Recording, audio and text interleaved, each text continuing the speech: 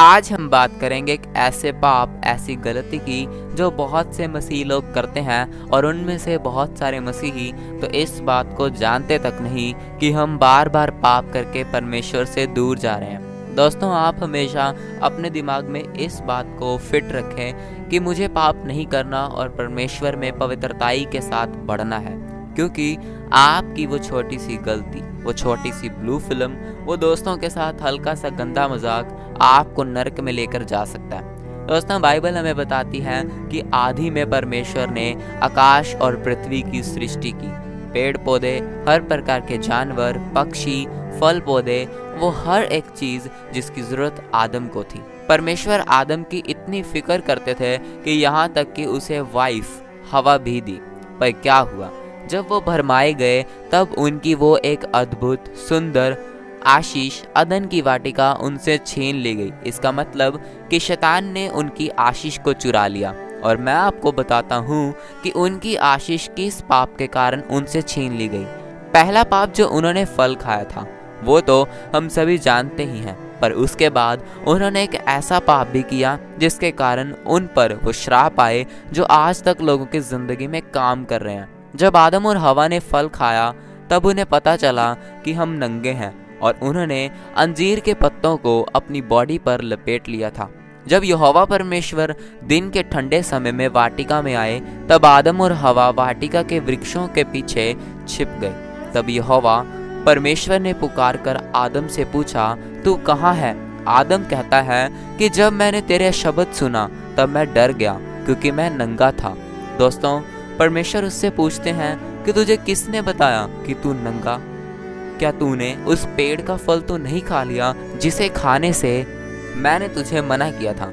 इस पर आदम ने कहा, जिस स्त्री को तूने मेरे संग रहने को दिया है उसी ने उस वृक्ष का फल मुझे दिया और मैंने खाया। तब यहोवा परमेश्वर ने स्त्री से कहा, तूने ये क्या किया है? स्त्री ने कहा, सांप ने मुझे बहका दिया तब मैंने खाया। अगर इन आयतों को आप ध्यान से पढ़ें तो जब परमेश्वर ने आदम से पूछा तो आदम ने हवा पर दोष लगाया, और जब हवा से पूछा गया तब हवा ने सांप पर दोष लगाया।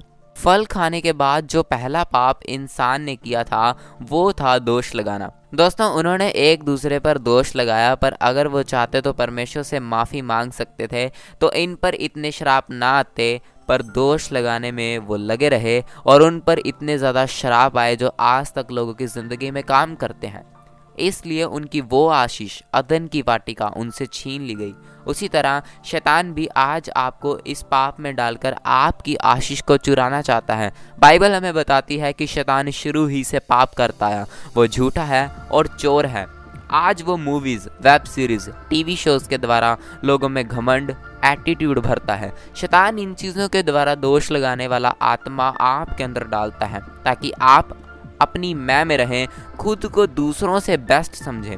पर बाइबल हमें कहती है कि जो बड़ा बनना चाहे वो दास बने, वो छोटा बने, वो अपने मन को पवित्र करे, दीन बने और अपनी शारीरिक अभिलाषाओं को मारे। आज हर एक व्यक्ति इस दौड़ में लगा है कि कैसे न कैसे करके उस व्यक्ति की गलतियां निकालूं, उसे नीचा दिखाऊं, मैं उससे बेस्ट बनूं, और एक दूसरे पर दोष लगा कर अपनी ग्रेस को कम करते जा रहे हो और परमेश्वर से दूर होते जा रहे हो। जिस तरह मत्ती अध्याय 7 उसकी 1 आयत में लिखा, दोष मत लगाओ कि तुम पर भी दोष ना लगाया जाए, क्योंकि जिस प्रकार तुम दोष लगाते हो उसी प्रकार तुम पर भी दोष लगाया जाएगा, और जिस नाप से तुम नापते हो उसी नाप से तुम्हारे लिए भी नापा जाएगा। दोस्तों, यीशु मसीह के वर्ड आपको पढ़ने में सिर्फ सिंपल लगते होंगे, पर अगर आप उनका मतलब समझ गए तो आपको पता चलेगा कि हाँ, परमेश्वर सचमुच जिंदा है और उसके वचन भी जीवित हैं। दोस्तों, यहोवा परमेश्वर ने यहेजकेल अध्याय 35 उसकी 11 आयत में कहा कि इस कारण परमेश्वर यहोवा की ये वाणी है, मेरे जीवन की सौगंध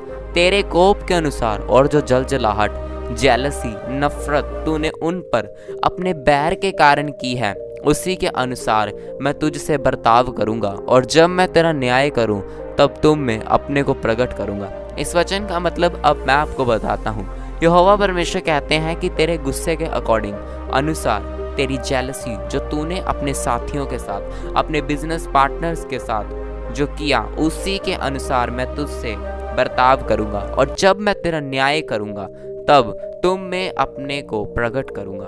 तो आप सोच सकते हैं कि मुझे अभी कितना परफेक्ट होने की ज़रूरत है। आप ये नहीं कह सकते कि मैं परफेक्ट हूँ। हाँ, हम उस जीवते और परफेक्ट परमेश्वर की संतान हैं, पर फिर भी हमें परफेक्ट होने की ज़रूरत है। एक नोटबुक पेन लेकर बैठ जाओ और सोचो कि मैं दिन में कौन कौन सी गलती करता हूँ। क्या आज मैंने पूरे दिन में प्रार्थना की? क्या मैंने अपना टाइम परमेश्वर को दिया? क्या आज मैंने बाइबल को रीड किया? क्या आपने दोस्तों को, रिश्तेदारों को, या जिससे मैं इतनी बातें करता हूँ, क्या मैंने उसे जीवते परमेश्वर के बारे में बताया? जिस दिन ये छोटी छोटी मिस्टेक्स, ये गलतियाँ आपकी लाइफ से निकल गई, तो उस दिन आप परफेक्शन की ओर चल पड़ेंगे, सिद्धता की ओर चल पड़ेंगे। आज एक विश्वासी को ज़रूरत है कि वो दूसरों की गलतियाँ निकालने से पहले वो अपनी गलतियाँ और अपने पापों को छोड़े। जिस तरह मत्ती अध्याय 7 उसकी 3 से 5 आयत में लिखा कि तू क्यों अपने भाई की आँख के तिनके को देखता है और अपनी आँख का लट्ठा तुझे नहीं सूझता। हे कपटी, पहले अपनी आँख में से लट्ठा निकाल ले, तब तू अपने भाई की आँख का तिनका भली भांति देखकर निकाल सकेगा। दोस्तों, इसके अंदर प्रभु यीशु मसीह हम सबको कहना चाहते हैं कि आज एक विश्वासी दूसरे पर दोष लगाता है कि तुम मेरे से ज़्यादा पवित्र नहीं हो, तुम वचनों को ध्यान से नहीं सुनते, मुझे तुमसे ज़्यादा बाइबल का ज्ञान है। तो प्रभु यीशु मसीह ने कहा कि तुझे अपने भाई की गलतियां तो दिखती हैं कि तू ऐसा है वैसा है, पर तुझे नहीं पता कि तेरे अंदर भी बहुत सी गलतियां हैं जो तुझे निकालनी है और दूर करनी है। तब तू भली भांति अपने भाई की गलतियां देखकर निकाल सकेगा। दोस्तों, दूसरों को उनकी गलतियां बताना बुरी बात नहीं, पर किसी को नीचा दिखाना और उसका न्याय करना हमारा काम नहीं। हम उसकी गलतियों और पापों के लिए प्रार्थना ज़रूर कर सकते हैं, पर उस पर दोष मत लगाओ। तो क्या आप तैयार हैं अपनी गलतियों को मानने के लिए? मैं आपको बताता हूँ कि कभी भी किसी पर बेफजूल किसी भी बात का दोष मत लगाओ। आप कभी भी किसी भी जवाब का, किसी भी उसकी बात का जवाब मत दो। आपके काम लोगों को ये बताने चाहिए कि आप पवित्र हैं। आपका काम, आपका उठना बैठना, आपका चलना फिरना लोगों को ये बता देना चाहिए कि हाँ, हम जीवते परमेश्वर की संतान हैं। जिस दिन आप दोष लगाते हैं, जिस दिन आप अपनी गलतियों को छोड़कर दूसरों की गलतियां निकालना स्टार्ट कर देते हैं, उस दिन आपकी वो ग्रेस कम होती जाती है, क्योंकि बाइबल कहती है दोष मत लगाओ।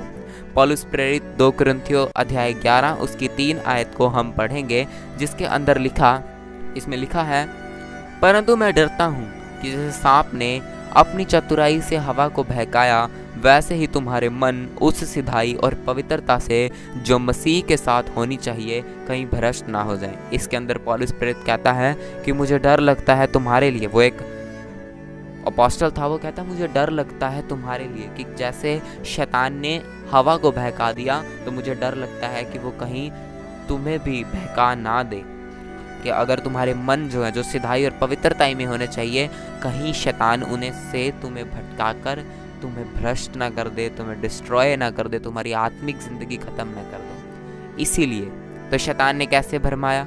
उसको फल, उसको लालच देकर, और हवा जो थी जब उसने खाया तब उसने फर्स्ट पाप किया, दोष लगाना।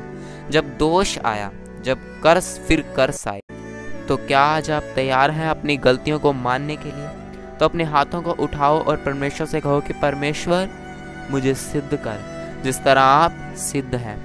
मैं अपनी गलतियों को मानता हूँ और पापों को छोड़कर अपनी prayer life, night prayer life, Bible reading life को सेट करूँगा और तुझ में बनूँगा। और दूसरों की गलतियाँ निकालने से पहले मैं अपने आप को परमेश्वर सिद्ध करना चाहता हूँ। प्रभु मुझे सिद्ध कर, परमेश्वर पहले मुझे परफेक्ट कर, पहले परमेश्वर मैं अपनी आँख का लट्ठा, पहले मैं प्रभु अपनी मिस्टेक्स देखकर प्रभु ने सुधार सकूँ। तब परमेश्वर तू मुझे चुन, ताकि मैं दूसरों को भी प्रभु तेरे कार्यों के बारे में बता सकूँ। अगर आप प्रभु यीशु मसीह पर विश्वास करते हैं और अभी भी पाप कर रहे हैं, सो 1 मिनट रुक जाओ। मैं आपको बताता हूँ कि अपनी लाइफ पवित्रता में जीना स्टार्ट कर दो। वो टाइम अब दूर नहीं रहा कि जब प्रभु यीशु मसीह आएंगे, अपनी कलीसिया को ले जाएंगे। सो इसीलिए परमेश्वर में बने रहो, क्योंकि शैतान जो है वो इसी ताक में रहता है कौन से विश्वासी को मैं फाड़ खाऊं। ये जो पाप है, दोष लगाना, इस मैसेज को बनाने का मेरा मकसद सिर्फ ये था ताकि मैं आपको बता सकूं, क्योंकि ऐसे बहुत सारे पाप हैं, बहुत सारी ऐसी गलतियां हैं जिन पर आज हम ध्यान नहीं दे रहे। इसीलिए मैंने आपको ये बताया, अगर आप ये पाप में हैं तो इसी टाइम इसे लीव करें, परमेश्वर से माफ़ी को मांगें और यीशु मसीह को अपना उद्धारकर्ता स्वीकार करें। परमेश्वर आपको आशीष दे।